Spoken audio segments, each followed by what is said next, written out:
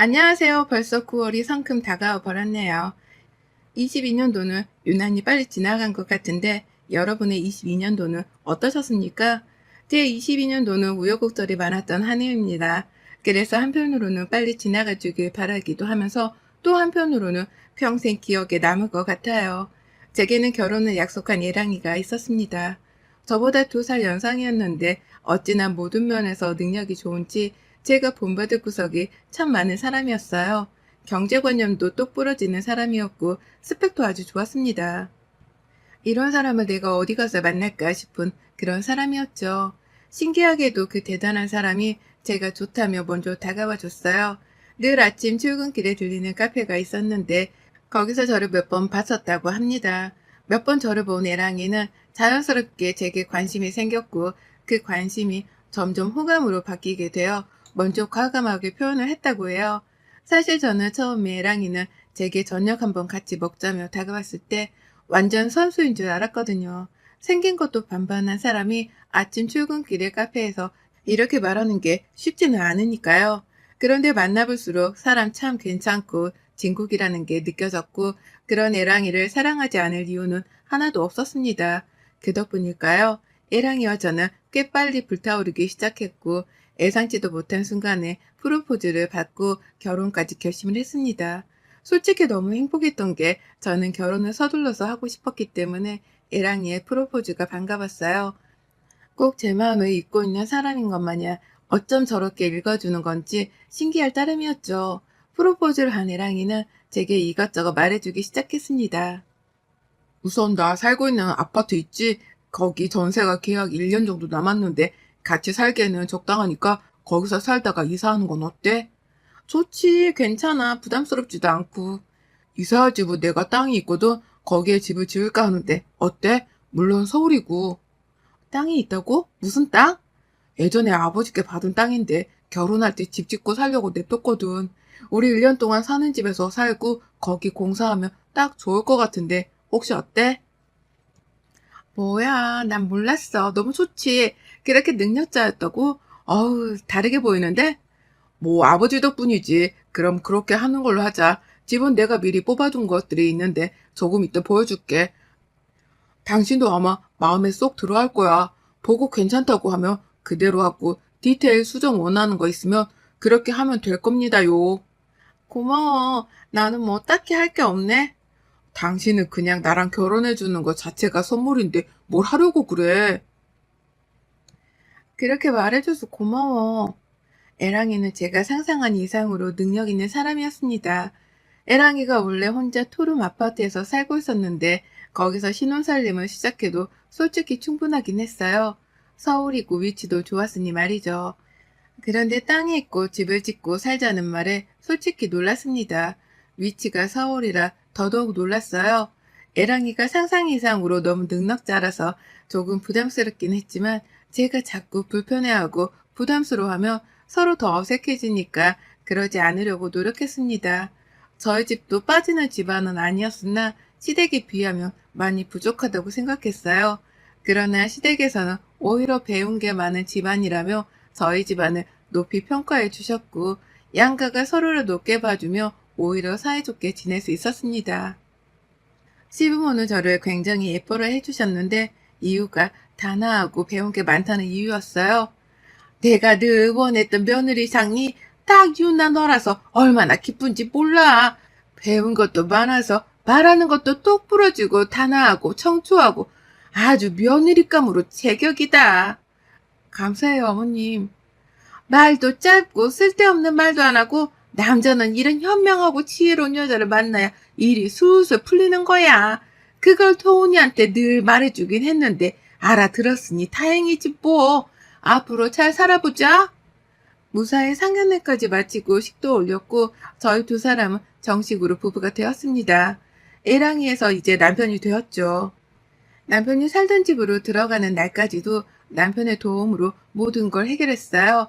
제가 다 알아보려고 했으나 남편은 본인이 잘 아는 이삿짐 센터가 있다며 부를 테니 아무것도 하지 말라고 했죠. 그 덕분에 저는 정말 아무것도 하지 않았고 시간에 맞춰 제가 살던 집으로 오셔서 모든 걸 포장해서 옮겨주셨습니다. 남편이 잘 아는 센터라고 해서 그런지 굉장히 친절하다는 느낌이 강했어요. 그런데 약간 이상했던 건 대표라는 분이 직접 오셨는데 저를 보는 눈빛이 묘하게 이상했습니다. 째려보는 건 아닌데 뭔가 이상하다는 느낌이 강하게 들었죠. 그러나 워낙 이삿날에 정신이 없어서 대수롭지 않게 여기고 말았어요. 이사 후 남편과 잘 살고 있었습니다.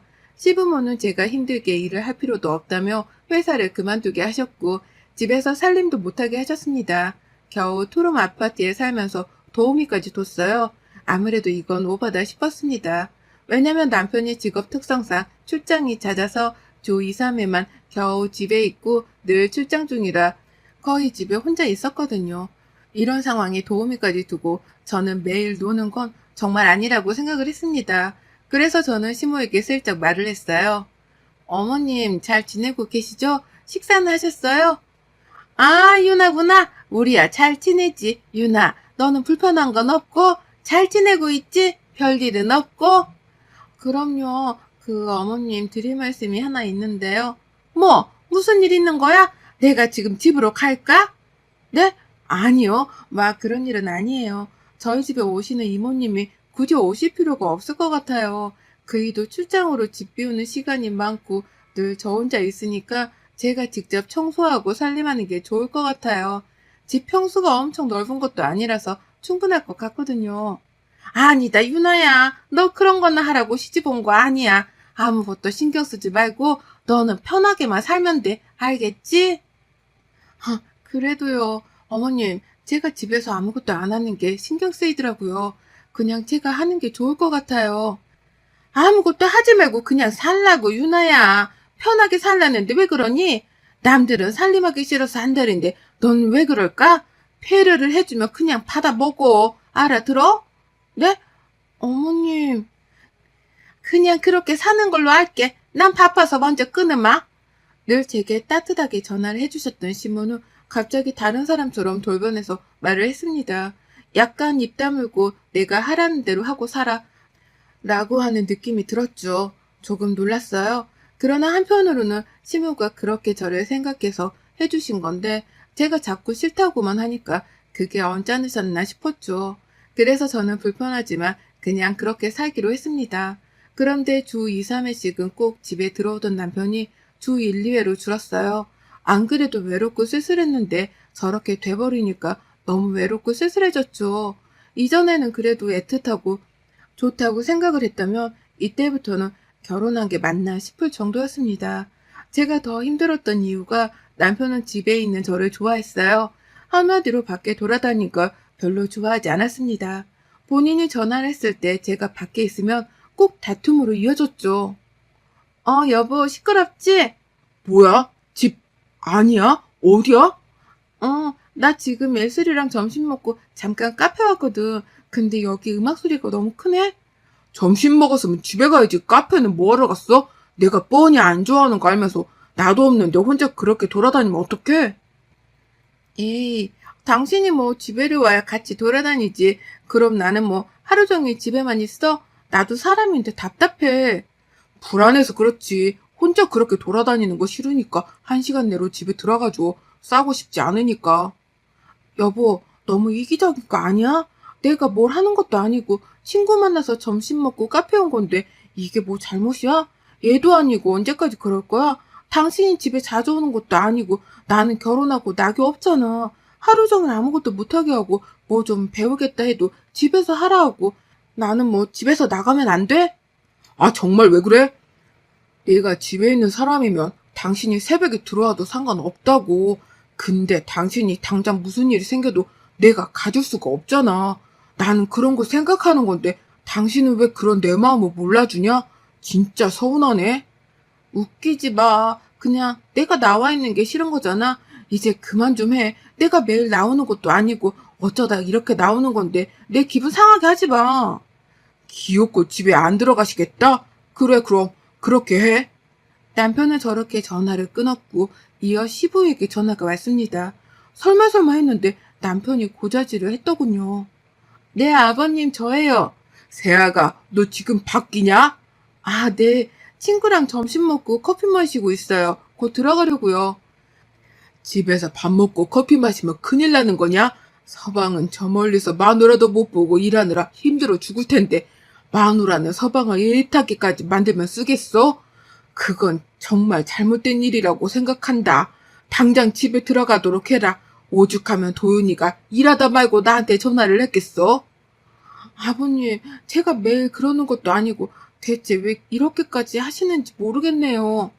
카페 주소 말해라. 당장 차 보낼 테니까 그거 타고 가. 네? 아니에요. 제가 들어갈게요. 두 번 말 안 한다. 주소 보내라. 결국 저는 보내주신 차를 타고 귀가를 해야 했어요. 친구에게 어찌나 미안했는지 모릅니다. 이거 뭐 하는 짓인가 싶었어요. 온실 속의 화초도 이 정도로 보호받지는 않을 거예요. 이러다 보니 집안에서 뭔가 우울함이 자꾸만 생겨났습니다. 오죽하면 이모님께서 제게 그랬어요. 사모님, 그 창거리를 하려고 하는데 계속 사장님이 안 들어오셔서 버리는 게 생겨서요. 혹시 어떻게 만들면 좋을까요? 그냥 제 것만 해주세요. 네, 알겠습니다. 사장님이 너무 바쁘셔서 외로우시죠? 그렇죠, 뭐. 주제 넘는 말일 수 있지만 저는 괜찮으니까 저랑 대화하세요, 사모님. 그렇게 아무 말도 안 하고 계시면 우울증 와요. 무기력해지고 사람이 힘들어져요. 저는 이모님의 말씀에 울컥해서 눈물이 막 쏟아졌어요.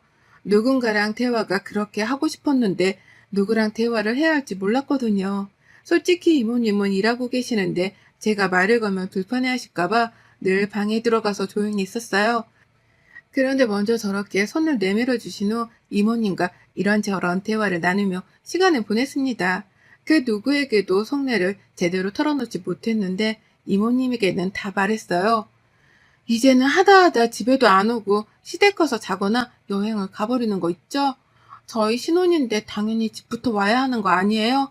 대체 이게 뭐 하는 짓인지 모르겠어요. 그냥 이쯤 되니까 이 사람이 저를 생각하긴 하나 싶고 눈물 나기 서러워요. 말로는 저를 너무 유하는 것처럼 하면서 이건 진짜 아닌 것 같아요. 사모님, 제가 이 일하면서 늘 귀 닫고 눈 가리고 입 닫고 그렇게 일했는데 사모님만큼은 무슨 일이든 꼭 도와드릴 테니 걱정 마세요. 제 촉으로는 죄송하지만 외도 문제일 가능성이 높아요. 그러니까 사모님도 마음 단단히 먹고 대비하세요. 사장님은 저 자체를 무시하니까 제 앞에서 서스럼 없이 행동하시거든요. 제가 뭔가 이상한 게 있으면 잡아둘게요. 설마요, 그럴 리가요. 모르는 거예요. 그렇게 믿고만 있다가 사모님만 죽을 만큼 힘드니까 마음 비우고 계세요. 아니면 정말 다행이지만 맞으면 사모님만 힘들어요. 저는 이모님의 말을 듣고 생각을 해보니 뭔가 정황상 남편이 바람피는 게 맞을 수 있다고 생각이 들었고 너무 눈물이 나더라고요. 저보다 훨씬 현명하시고 판단이 빠르셨던 이모님의 도움으로 저는 포커페이스를 유지했고 남편이 집에 들어오면 평소처럼 행동했습니다. 그리고 제가 보지 못하는 남편의 또 다른 모습은 이모님께서 몰래 봐주셨죠. 의심되는 부분은 없었고 이모님은 퇴근을 하셨어요. 남편과 정말 오랜만에 함께하는 날이었지만 마냥 기분이 좋지는 않아서 그냥 대화나 했습니다. 진짜 오랜만에 보네? 연애할 때보다 보기가 힘들어? 왜 또 비꼬고 그래? 이게 다 당신이랑 나 잘 먹고 잘 살려고 열심히 일하는 건데. 그래, 일하느라 힘들 텐데 쉬어. 나 잠깐 나갔다 올게. 뭐? 어딜 나가? 왜? 당신은 하루 이틀 집에 들어오고 여행 다니고 할 거 다 하면서 나는 또 나가면 안 돼? 진짜 이기적인 거 알지? 제발 그만 좀 해. 지겹다 지겨워. 저는 남편과 한 집에 있는 게 불편했고 답답했습니다. 그래서 집 앞 카페에 가서 홀로 커피를 한 잔 했어요. 차라리 거기서 커피 한 잔 하는 게 마음이 편했습니다. 나온 지 한 20분쯤 지났을 때 시모에게 전화가 왔어요. 설마 또 남편이 전화를 한 걸까 싶어서 받아봤습니다. 네, 어머님, 너 당장 집으로 들어와. 나 지금 너희 집 왔으니까. 네? 여보세요? 시모는 잔뜩 화가 난 목소리였고 제 말을 듣지도 않고 전화를 끊어버렸죠. 평소 같으면 상대를 하기 싫어서 피하고 싶었을 거예요. 그런데 무슨 바람이 분 건지 저도 열이 받았고 어디 한번 뭐라고 하는지 드러나 보자 싶었습니다.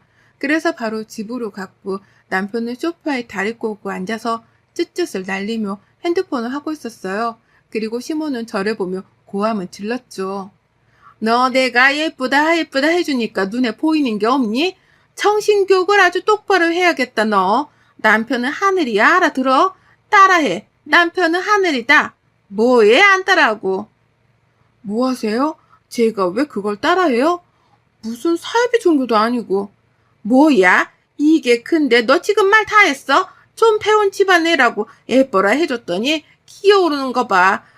정말 너가 예뻐서 그렇게 한 거라고 생각하니? 별로 궁금하진 않으니까 말씀 안 해주셔도 괜찮고 정신교육이고 뭐고 그런 거 받고 싶지도 않으니까 가주실래요? 지금 이 시간에 아들네외 집에 불쑥 쳐들어오셔서 며느리한테 삿대질하며 고함 지르는 어머님도 교육은 필요하실 듯 하네요. 야, 너 뭐라고 했어 지금? 이봐요, 야! 라고 하시는 거 보니까 확실하네요. 어머니, 제가 오늘은 피곤하니까 다음에 교육은 좀 시켜드릴게요. 호칭부터 제대로요. 우선 가주실래요? 좀 자고 싶은데. 전 그렇게 난리치는 시모에게 처음으로 맞대응을 했습니다. 너무 후련하고 속이 시원했어요. 다만 남편은 제게 다시 봤다며 비꼬기 시작했죠. 이야, 채은아, 성깔이네? 아주 다시 봤어. 원래 이런 애였어? 내가 몰랐던 거야? 대박이다. 입 좀 다물고 자자. 왜? 남편은 오랜만에 보니까 반갑지 않아? 손 치워. 능을 맞은 남편이 증오스러울 정도로 싫었던 이유는 따로 있었죠. 남편에게서 풍기는 향수 냄새는 확실히 여자 향수였어요. 이모님 말씀처럼 남편에게 여자가 있다는 걸 확신할 수 있었죠. 저는 이 말 같지도 않은 결혼 생활을 끝내기로 결심했고 남편은 실체를 밝히고 시댁도 아작을 내기로 결심했어요. 다음날 남편은 일찍 짐 싸서 또 출장을 갔고 저는 이모님과 상의를 했습니다. 어제 보니까 여자 향수 냄새가 온몸에서 나더라고요. 여자가 있는 건 확실해 보여요. 근데 어떻게 증거를 잡을까요? 그게 상간녀 소송하는 게 쉽지가 않다고 하더라고요. 바람피는 건 분명한데 마땅한 증거가 없어서 다들 힘들어 하거든요. 우선 저도 최대한 사모님 도울 테니까 같이 해봐요. 이모님과 한참 대화를 하는데 갑자기 초인종이 울렸고 웬 아저씨가 서 계셨죠. 누구세요? 아, 저 혹시 혼자 계시나요? 네? 누구신데요? 저 기억 안 나세요? 뭐야, 누구세요? 사모님 나와보세요. 누구세요? 누구신데 혼자 있는지를 물어보세요. 남편분 혹시 계신가요? 중요한 일이라서 그래요. 사장님은 지금 안 계시는데 왜 그러시죠? 혼자 계시는 거 아닌 것 같은데 문 좀 열어보세요. 아니면 전화를 해보시던가. 저 그 이삿짐 센터 대표예요. 사장님 문제로 할 말이 있어서 온 겁니다. 처음에는 수상한 사람인 것 같아서 절대 문을 열 수 없었지만 시간이 지날수록 남편에 대해 뭔가를 알고 있는 것 같았습니다. 제가 혼자 있는 것도 아니고 이모님도 계셔서 함께 의논으로 문을 열어줬고 너무 충격적인 사실을 들었어요. 제가 일이 바빠서 길게 얘기는 못해요. 우선 제 명함이니까 필요할 때 연락하시고 본론만 말할게요. 사장님, 저희 업체 VIP예요. 이삿짐 센터 VIP가 되려면 얼마나 이용을 많이 해야 하는 줄 아세요? 그런데 사장님은 매번 수많은 여자들만 이사를 시키셨어요. 그것도 매번 결혼을 한다고 하셨고요. 처음에는 대체 이혼을 몇 번 하시는 건가 싶었는데 아무리 생각해도 이상하더라고요. 그게 무슨 소리죠? 말 그대로예요. 사모님이랑 결혼하기 한 달 전에도 어떤 여성분이랑 결혼한다고 이사하셨고 살림살이 다 꾸리는 거 저희가 도와드렸어요. 주소도 알고 있고요. 우연히 찍은 사진 영상도 있습니다. 제가 오지랖 부리는 이유는 딱 저희 딸 버리신데 저희 딸도 사위놈이 바람나서 이혼하고 혼자 애 키우면서 힘들게 살거든요. 그래서 내가 이 꼴 못 보겠더라고요. 그럼 그 여자가 바람나 상간녀가 맞는 것 같네요. 추서하신다는 거죠? 너무 충격을 받긴 했지만 정신을 차렸고 이사업체 대표님은 저랑 이모님이 가겠다고 했으나 혹시 모르니 함께 가주시겠다고 했습니다. 덕분에 저는 든든한 지원군들과 함께 상간녀 집에 쳐들어갔고 들어가 보니 아주 보기 좋은 신혼집이 따로 없더군요. 거기에는 남편이 팬티바람으로 있었고요. 이모님께서는 주방에 가셔서 행주를 음식물 쓰레기통에 넣었다 빼셨고 그걸로 상간녀 얼굴을 막 뭉개주셨습니다. 상간녀는 악을 쓰고 난리도 아니었죠. 이어 이 사업체 대표님은 현장 증거라며 영상과 사진을 침착하게 모두 찍으셨어요. 겨우 이딴 짓이나 하고 다니면서 출장 핑계로 집에 안 온 거야? 주잡하게 뭐 하는 짓이냐? 가정부의 이 사업자의 대표 데리고 너 뭐하냐? 그래, 떠들 수 있을 때 마음껏 떠들어. 지금 아니면 네가 언제 나한테 입을 놀리겠어? 안 그래? 앞으로 어떻게 되는지 두고 봐. 남편은 상간녀와 오래전부터 진심으로 사랑했던 사이였다고 합니다.